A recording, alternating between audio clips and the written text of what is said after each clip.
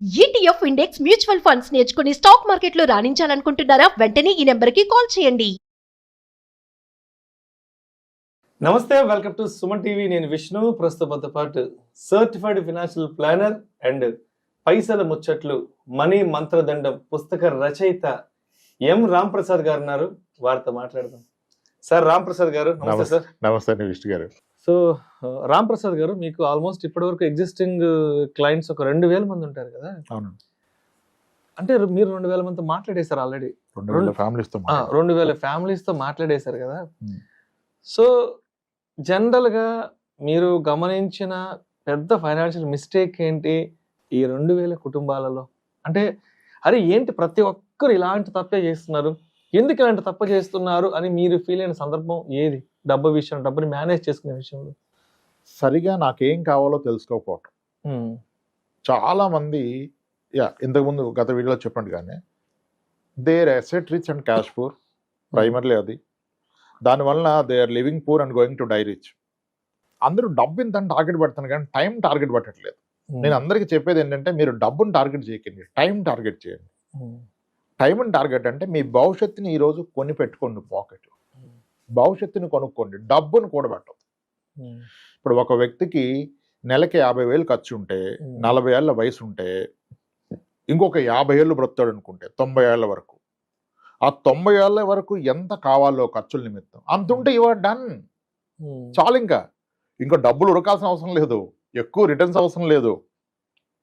ఆ టైం తెలుసుకోవాలి. చాలా మంది ఫైనాన్షియల్ ప్లానింగ్కి వచ్చిన వాళ్ళు వాళ్ళకు ఈ రోజు వరకు కూడబెట్టిన డబ్బు, కూడబెట్టిన ఆస్తులు వాళ్ళ జీవితాన్ని దాటి ముందుకు వెళ్ళిపోతాయి, వాటిని దాటి వీళ్ళు వెళ్ళలేరు. ఆ సత్యం తెలుసుకున్న రోజు ఇంకా పెద్దగా వరి ఉండదు లైఫ్లో. ఇప్పుడు ఎంత ఉన్నా సంతృప్తి లేకపోతే ఎన్నాళ్ళు ఉరుకుతారు? ఆ ఉరికి ఉరికి ఉరికి ఆరోగ్యాన్ని పాడు చేసుకుంటారు. చాలా మందికి ఉన్న అతి కొంత కూడా సరిపోతుంది. అది సరిపోయినప్పుడు సంపాదించుకుందాం, కూడబెడదాం. అసలు మనకు ఎంత అవసరమో తెలుసుకుందాం. ఎందుకు మ్యూచువల్ ఫండ్ ఎస్ఐపి నేను ప్రమోట్ చేస్తానంటే, నాకు ఎక్కడో ఒక స్ట్రాంగ్ ఫీల్.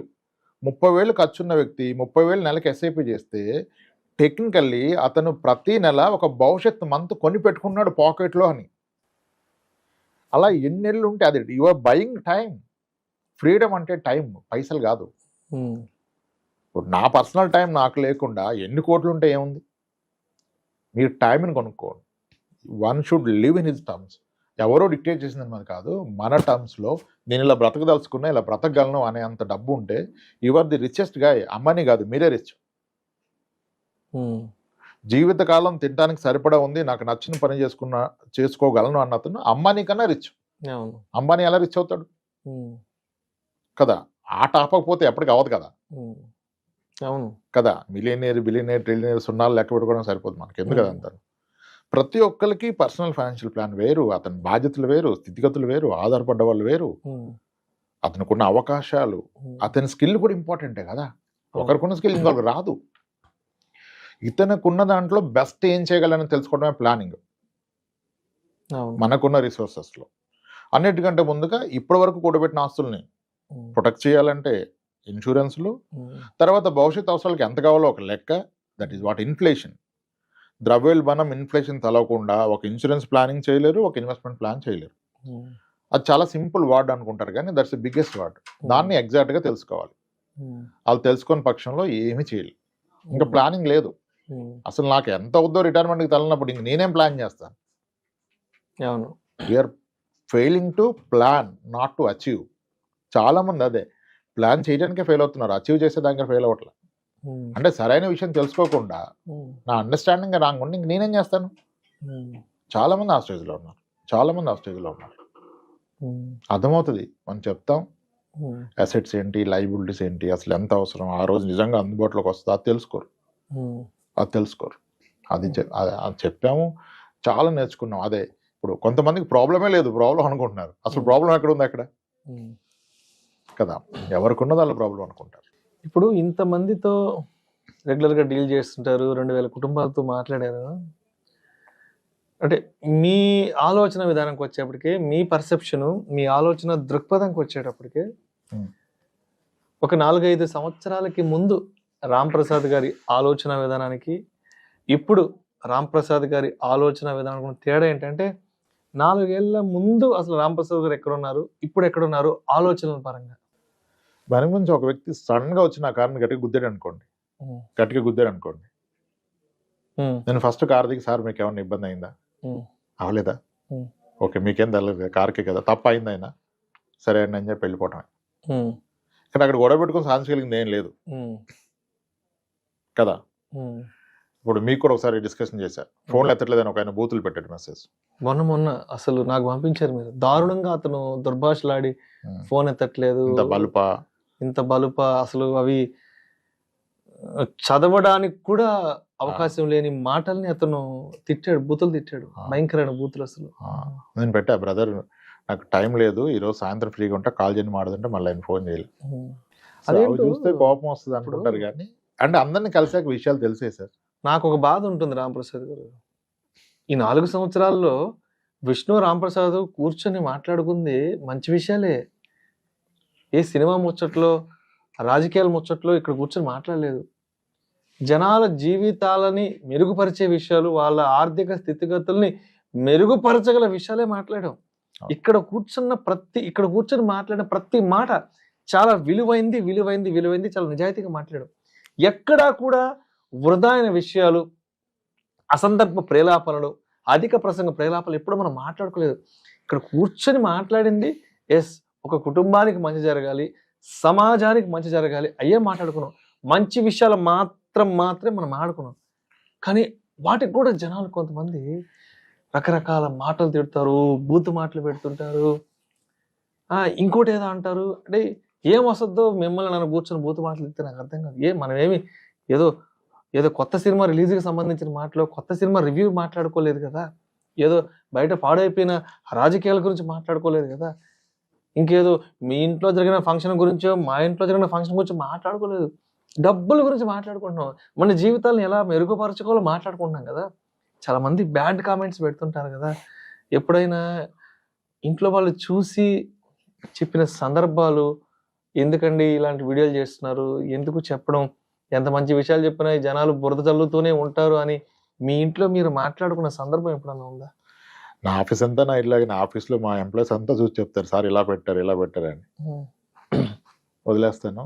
ఎందుకంటే ఒకటి బ్యాడ్ కామెంట్స్, నేను కామెంట్స్ చదువుతాను టైం దొరికినప్పుడు, ఎందుకంటే అక్కడ అర్థమవుతుంది మనకి జనాలు ఎలా తీసుకుంటున్నారని. దానికి మంచి ఎగ్జాంపుల్, మనం అపార్ట్మెంట్ డిప్రిషియేషన్ ఉండదని ఒక వీడియో చేసాం. 9,29,000 వ్యూస్ వచ్చేదానికి 526 కామెంట్స్ ఉన్నాయి. దానికి 526 కామెంట్స్లో 500 మందికి ఆ కాన్సెప్ట్ నేను చెప్పింది అర్థం అవ్వాల, ఒక 26 మంది మాత్రం ఒప్పుకున్నారు. ఇంకా కామెంట్స్ పెట్టారు మనం అపార్ట్మెంట్ డిప్రిషియేషన్ లేదనేది. నేను ఒక 100 అపార్ట్మెంట్ చెక్ చేశాక చెప్పాను. నేనేమి బ్రోకర్ని కాదు, నేనేమి రియల్ ఎస్టేట్ ఏజెంట్ కాదు, అమ్మట్లేదు, నాకు దానివల్ల వచ్చేది ఏమీ లేదు. కానీ నేను ఎందరో లైఫ్ చూశాక నాకు అర్థమైంది, ఒక స్థలం కొంటే వచ్చే లాభాల కన్నా అపార్ట్మెంట్ కొంటే వచ్చే లాభాలు ఎక్కువ, అపార్ట్మెంట్ డిప్రిషియేషన్ లేదని చెప్పాను. అది నేను ఎలా చెప్పాను, చాలా మంది నా దగ్గరకు వస్తే వాళ్ళు ఎప్పుడు కొన్నారు, ఎంత కొన్నారు, ఇప్పుడు ఎంత అని తెలుసుకున్నాక కదా నేను చెప్పాను. ఒక కామెంట్ వచ్చింది, ఒక అపార్ట్మెంట్ కొంటే దాని ఈఎంఐ పెరగదు, మోస్ట్లీ ఈఎంఐ పెరగదు, కానీ అద్దె పెరుగుతుంది. బియాండ్ అ పాయింట్ ఈ అద్దెనే ఈఎంఐకి సరిపడా ఉంటుందంటే అది ఎప్పటికీ అవదంటారు ఒక ఆయన. విషయం ఏంటంటే ఒకప్పుడు కొన్న అపార్ట్మెంట్స్ హైదరాబాద్లో వాళ్ళు ఎంత రేటు కొన్నారో అంత అద్దె సంవత్సరానికి దానికన్నా డబుల్ అద్దె వస్తుంది. శాంతిబాగ్ అపార్ట్మెంట్ 90,000 కొన్నామని చెప్పారు ఒకళ్ళు, 88లో 90,000 కొన్నారు, ఇప్పుడు నెల అద్దె 20,000 వస్తుంది. అట్లా చాలా ఉన్నాయి. క్రాంతిశేఖర్ అపార్ట్మెంట్ 55,000కి 52,000 కొన్నారంట ఫ్లాట్, ఈరోజు రెంట్ వస్తుంది. నీ సంవత్సరానికి వచ్చే అద్దె నువ్వు ఫ్లాట్ కొన్న ఖరీదు కన్నా చాలా ఎక్కువ వస్తుంది. మనం డిప్రిషియేషన్ మాట్లాడుతున్నాం, ₹1,00,000 కొన్న ఫ్లాట్ హైదరాబాద్లో ఉన్నాయి, 40,000 అయిపోయినాయి, ఈరోజు అవి 60 లక్షలు. ఇంకొక ఆయన అంటారు సెకండ్ హ్యాండ్ ఫ్లాట్ మీరు అన్నట్టుగా పెరిగినా 20 ఏళ్ల తర్వాత సెకండ్ హ్యాండ్ ఫ్లాట్ 45 లక్షలకు వస్తే కొత్తది 70 ఉంది కదా అంటారు. కొత్తదానికి పాతదానికి కంపారిజన్ ఏంటి? మీరు పెరగదన్నారు కదా, మీరు ఎంత కొన్నారు, ఇప్పుడు ఎంత వచ్చింది, అది కదా ఇక్కడ ప్రస్తావన. పెళ్ళైన 20 ఏళ్ల తర్వాత కొత్తగా పెళ్లి చేసుకుని చాలా ఎక్కువ ఇస్తున్నారు, అప్పుడు నాకు ఇవన్నీ ఇవ్వలేదంటే ఎలా? అది అయిపోయింది కదా. పూర్తిగా ఆలోచించు. ఇంకొకైనా ఇంకా చాలా అలా రాశారు. ఆ వీడియోలో మనం చెప్పాం, అంటే మనం చెప్పింది వినాలిగా. ఇప్పుడు అప్సిగూడ స్ట్రీట్ నెంబర్ 8లో 5 లక్షలు ఉందని చెప్పాం 2002-03లో, ఇప్పుడు అది 60 లక్షలు. 22 ఏళ్ళలో 10 రెట్లు పెరిగింది. పెరలేదండి, ఇంక మనం ఏం చేస్తాం? మనం ఏం చేయగలం? అదే అది ఇంకా బెటర్గా చెప్పడానికి చూస్తాను, కోపమే రాదు. అసలు ఎలా చెప్తే అర్థమవుద్దనే ప్రయత్నమే కానీ ఇప్పుడు ఆ కోపగించుకొని చేయగలిగింది ఏం లేదు కదా. వీళ్ళు ఎలా అర్థం చేసుకుంటున్నారని అందరూ అన్డివైడ్ షేర్ తక్కువ అంటారు. అసలు ఆ ల్యాండ్ ప్రస్తావన ఎందుకు వస్తుంది? మీరు ఎంత కొన్నారు, ఎంత కమ్మారు, మీరు ఉంటే కంఫర్ట్ ఉన్నారా, మీరు లేని పక్షంలో రెంట్ వస్తుందా, అది కదా. అసలు ఎన్ని ఇయర్స్లో డబ్బులు అసలు అవదంటారే. అసలు అవ్వంది ఏదైనా ఉందంటే మళ్ళీ దానికి సమాధానం చెప్పండి. మీ నెల్లూరు నుంచి ఒక ఆయన వచ్చారు, అపార్ట్మెంట్ అవ్వదన్నారు. నెల్లూరు టాపిక్ మారుతాం కదా. మీ నెల్లూరులో కల్లా ఓల్డెస్ట్ అపార్ట్మెంట్ ఏదని చెప్పా, అన్నపూర్ణ అపార్ట్మెంట్ అన్నారు. మీకు తెలుసా అన్నపూర్ణ? బాలాజీ నగర్ లో ఉంటుంది. నాకు తెలియదు, నేను ఎప్పుడు రాలేదు. ఐడియా ఉంది. అది ఎప్పుడంటే 90s లో. ఎంతంటే అప్పుడెంత సార్? 1,20,000. ఇప్పుడు ఎంత అంటే ఉంటాయి సార్ ఒక 50 లక్షలు. మరి పెరగదన్నారు కదా, డిప్రిషియేషన్ అన్నారు కదా, ఎక్కడ తగ్గింది? 10 ఏళ్ళకి రెట్టింపు అవుతుందని నేను చెప్పాను. మరి 30 ఏళ్ళలో 10 ఏళ్ళకి రెట్టింపు అయితే అప్పుడు 2 లక్షలు వేసుకున్నా. మొదటి 10 ఏళ్ళలో 4, మళ్ళీ 10 ఏళ్ళలో 8, మళ్ళీ 10 ఏళ్ళలో 16, ఇప్పుడు 40 ఏళ్ళు అయింది. అంటే ల్యాండ్ కొంటే ఇంకా ఎక్కువ పెరిగింది కదా సార్ అంటే. మరి దీనికి వచ్చిన అద్దె ఎవరికి ఇస్తాం? ఇన్నాళ్ళు అద్దె సేవ్ చేసింది కదా, 30 ఏళ్ళు దాటిపోయింది కదా. ఇలా ఎవరు వచ్చినా అక్కడ అపార్ట్మెంటే చెప్పే ప్రయత్నం చేస్తాను నిన్న. అంటే ఎదురుగా కూర్చున్నప్పుడు చెప్పగలుగుతాం, వీడియోలో అంత లెంది చెప్పలేం కదా. అలా చాలా కామెంట్స్ నుంచి నేర్చుకుంటాం. ఈ నెగిటివ్ పెట్టినప్పుడు కొంచెం బాధ వస్తుంది అనుకోండి. కానీ అది విషయాన్ని ఎలా కమ్యూనికేట్ అర్థమయ్యే విధంగా చెప్పడం వరకు చదవాల్సి వస్తుంది. కామెంట్ చదవకూడదు అనిపిస్తుంది, కానీ చదవకపోతే నెక్స్ట్ వీడియో ఇంకెక్కడ అవకాశం వచ్చినప్పుడు మనం చెప్పే విధానం ఎలా ఉంటుంది. నా దగ్గర వచ్చిన క్లయింట్స్ చెప్పాలని కూడా నాకు తెలవాలి వాళ్ళు ఎలా ఆలోచిస్తున్నారు. అలా చెప్పాం. అది ఇప్పటికీ నాకు రిగ్రెట్ ఉన్న వీడియో అదే. మనం ఎప్పటికీ కమ్యూనికేట్ చేయలేకపోతున్నాం అనిపిస్తుంది. ఏమో దాని మీద పెద్దగా చేయలేము, కానీ డేటా గీటా బుల్లెట్ పాయింట్స్ పీపీటీ ఇలా చేయలేము. వెనరు పూర్తిగా వెనరు. కొంతమంది తక్కువ మందికి అర్థమైంది. ఒక 20-22 పీపుల్ మంచిగా చెప్పారు, కరెక్ట్ అండి, 100% కరెక్ట్, రెంట్ కూడా ఫ్యాక్టర్ చేయాలి, మీరు అన్నది కరెక్ట్ అని. అలా ఉన్నాయి. ఒక్కొక్క వీడియో ఒక్కొక్క లెర్నింగ్, ఒక్కొక్క కామెంట్ లెర్నింగ్, అలా నడిచిపోయింది సార్. చేస్తే ఇప్పుడు చాలా మందికి ఫైనాన్షియల్ ప్లానింగ్ చేస్తుంటారు కదా, వాళ్ళ ఫస్ట్ 1 crore రీచ్ అయినప్పుడు, 2 crore రీచ్ అయినప్పుడు, 5 crore రీచ్ అయిన క్లయింట్స్ ఎవరైనా వచ్చి మాట్లాడిన సందర్భాలు కానీ, వాళ్ళ హ్యాపీనెస్ ని మీతో షేర్ చేసుకున్న సందర్భాలు ఏమైనా ఉన్నాయా? 100లో ఉంటాయి. 100లో. ఓకే. ఆస్ట్రేలియా నుంచి మొన్న రాగానే మన దగ్గరికి వచ్చారు ఆయన. ఆ రోజు మార్నింగ్ దిగారు, వాళ్ళ వైఫ్ ఆయన వచ్చారు ప్లానింగ్కే. అట్లా ఎగ్జిస్టింగ్ యూనివర్స్ యూఎస్ నుంచి రాగానే వస్తారు, వెళ్ళేలోపు ఖచ్చితంగా కలవాలంటారు. మార్నింగ్ 10 o'clock వస్తారు, ఈవినింగ్ వస్తారు. చాలా తక్కువ మందితో బయట కూడా వెళ్తాం కుదిరినప్పుడు. చాలా హ్యాపీ అనిపిస్తుంది. వైఫ్ అండ్ హస్బెండ్ కలిపి చెప్తారు చూసారా, చాలా హ్యాపీనెస్ ఇస్తుంది. ఒక ఫ్యామిలీ మనం నమ్మింది, వాళ్ళు మన రెస్పాన్సిబిలిటీ కదా, చాలా హ్యాపీనెస్ ఇస్తుంది. చాలా ఒకటి హ్యాపీనెసే కాదు, డబ్బు ఉంటుంది, కానీ ఆనందం గొప్పగా ఉంటుంది. చెప్తారు, పెళ్ళిళ్ళకి పిలుస్తారు, గృహప్రవేశాలకు పిలుస్తారు, అట్లీస్ట్ ఇన్ఫార్మ్ చేస్తారు, మిమ్మల్ని కూడా వాళ్ళ కుటుంబ సభ్యుడిగా ఫీల్ అవుతారు. ఎందుకంటే ఎవరికి చెప్పిన ఫైనాన్స్ విషయాలు మనకే చెప్పారు కదా, ఎవరికి చెప్పిన విషయాలు మనకే చెప్పారు కదా. ఇన్ని ప్లాట్స్ ఉన్నాయి, ఇది ఉంది లాకర్ లో పలానాది ఉంది, ఇక్కడ ఇది ఉంది అని చెప్పింది. సో నమ్మకం లేకుండా చెప్పరు. ఆ నమ్మి చెప్పినప్పుడు ఇంకా మీరు అంటే ఫ్యామిలీ మెంబర్ అనుకున్నట్టే కదా.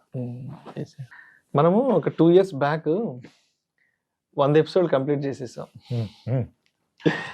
100 episodes కంప్లీట్ అయినాక సరే మీరేదో లంచ్కి కూడా తీసుకెళ్ళారు నన్ను. 100 episodes అయిపోయినాయి కదా సార్, రేపటి నుంచి ఇంకా ఆపేద్దాం అనుకుంటున్నాను, ఇంకా చాలా ఏంటి సార్, ఇంతకు మించి ఏం చెప్తాం అని చెప్పడానికి ఏం లేదనుకున్నారు కదా. సో అది 2 ఏళ్ల క్రితమే 100 కంప్లీట్ అయిపోయింది. మళ్ళీ ఈ మధ్యలో కూడా చాలా టాపిక్స్ చేసాం కదా. అంటే ఎప్పుడని అనుకున్నారా, అరే ఆ రోజు 100 వీడియోలతో ఆగిపోయి ఉంటే ఏంటి అంటే, ఇక్కడ మీకేదో నష్టం వస్తుందని కాదు, ఆగిపోయి ఉంటే ఏంటి, ఆగిపోకుండా ఉంటే ఎప్పుడైనా ఆలోచించారు దాని గురించి? అప్పుడు కొంచెం కంగారు పడనేమో అనిపించింది నాకు, ఎందుకంటే దాని తర్వాత కూడా చాలా లెర్నింగ్ ఉంది, చెప్పాల్సింది చాలా ఉంది అనిపించింది నాకు. కొన్నిసార్లు ఎవ్రీ వీక్ ఒక కొత్త లెర్నింగ్ ఉంటుంది, కొన్నిసార్లు ప్రతిరోజు ఉంటుంది, కొన్నిసార్లు ఎవ్రీ వీక్ ఉంటుంది. అన్ని చెప్పలేము ఆన్ కెమెరా. వాళ్ళు చెప్పిన విషయాలు, వాళ్ళు పడుతున్న కష్టాలు, వాళ్ళు చేసిన మిస్టేక్స్. ఇప్పుడు చిట్టి పాట ఆర్గనైజర్స్ మోసం చేస్తారు అనుకుంటాం, ఆర్గనైజర్లే చాలా ఇబ్బందుల్లోకి వెళ్ళిపోయారు చిట్టి వేసినందుకు. ఇప్పుడు 4 చిట్టి ఎగ్గొడితే వాళ్ళు అధైర్యపడి అది చెప్తే నమ్మకం పోతే అందరు మీద పడిపోతారని చెప్పరు, తీరా చూస్తే వాళ్ళని దొంగ ముద్రేశారు కదా. ఆమెను మోసం చేసిన వాళ్ళు ఉన్నారు. సో ఇలా అంటే ఆ విషయాన్ని చూసే విధానం మారిపోయింది. చెప్పగానే నమ్మటం, రియాక్ట్ అవటం లేదు. నా దగ్గర చెప్తారు కదా, ఇప్పుడు 45 ఏళ్ళు పెళ్లి కాని వాళ్ళు, దానికి కొన్ని కారణాలు ఉన్నాయి, ప్రత్యేకమైన కారణాలు. ఓకే, అవి సొసైటీకి చెప్పలేరు పాపం, చెప్తారు నా దగ్గర, అర్థమవుతుంది. సో ఇవన్నీ లెర్నింగ్ ఉంటుంది ఎప్పటికీను. అది చెప్పాలంటే అది పంచుకునే అవకాశం ఒకటి, యూట్యూబ్, బుక్. ఇంకా దీంట్లో కూడా ఒకవేళ ఇది బాగుండి ఆదరిస్తే దీన్ని ఎక్స్టెండ్ చేసే ప్రయత్నం చేయొచ్చు, యాడ్ చేయటమో ఏదో what ever it is. So Ramprasad గారు, ఏంటి ఇప్పుడు మీ ఈ పైసల ముచ్చట్లు, మనీ మంత్రదండం పుస్తకం కొనుక్కోవాలి అంటే ఎట్లా? నేరుగా రాంప్రసాద్ గారికి ఫోన్ చేసి కొనుక్కోవాలి, లేకపోతే బయట ఎక్కడైనా అవైలబిలిటీ అవుతుందా? ఆన్లైన్ లో అవైలబుల్ ఉంది సార్, ఆన్లైన్ లో. అమెజాన్ లో వాటిలో పెట్టారు ఎవరో సెల్లర్స్. అమెజాన్ లో పెట్టారా? ఓకే. అది కాకుండా మన దగ్గర కూడా కాపీస్ ఉంటాయి కదా, ఒక వాట్సాప్ నెంబర్ పెట్టదలుచుకున్నాం దీనికి. ఆఫీస్ లో Okay. నెంబర్ తీసుకొని ఇచ్చాము, ఆ నెంబర్ కి పింగ్ చేస్తే మనం బుక్ పంపే ప్రయత్నం చేస్తాం, పంపుతాం. దానికి ఏర్పాట్లు చేస్తున్నారు, బుక్ పోస్ట్, కవర్లు, డెలివరీ వాళ్ళతో మాడుతున్నారు. సో మరి మా సుమన్ టీవీ ప్రేక్షకులు ఎవరైనా ఈ పైసల ముచ్చట్లు పుస్తకం కొనుక్కోవాలంటే మరి మా సుమన్ టీవీ ప్రేక్షకులకి ఎవరికైనా మీరు ఐ మీన్ ఏదైనా డిస్కౌంట్ ప్రైస్ లో ఇస్తారా? బుక్ అని చెప్పండి, సుమన్ టీవీ పేరు చెప్తే. ఖచ్చితంగా సార్, ఖచ్చితంగా. ఈ వాట్సాప్ నెంబర్ ఏదైతే పెడతామో దానికి పింగ్ చేసిన వాళ్ళకి స్పెషల్ ప్రైస్లు ఇద్దాం. ఓకే, ఎందుకంటే ఆన్లైన్ లో మనం వేరే వాళ్ళకి ఇచ్చాం, వాళ్ళు అమ్ముతున్నారు, అది డెలివరీ చార్జెస్ ఏవో చాలా ఉంటాయి. ఇక్కడ మనం డెఫినెట్ గా తగ్గించగలుగుతాం, ఎంఆర్పీ కన్నా ఎంత తగ్గించగలం అంత తగ్గించి ఒక ప్రైస్ ఫిక్స్ చేసుకుందాం. ఆ నెంబర్ మీకు అవకాశం ఉంటే డిస్ప్లే చేయండి, వాట్సాప్ నెంబర్. ఆ నెంబర్ మీద వాట్సాప్ లో పింగ్ చేస్తే విల్ సెండ్ దెమ్ బుక్ అంటే లో ప్రైస్ లో, పాసిబుల్ ప్రైస్ లో. Thank you sir, thank you so much. Thank you right అండి.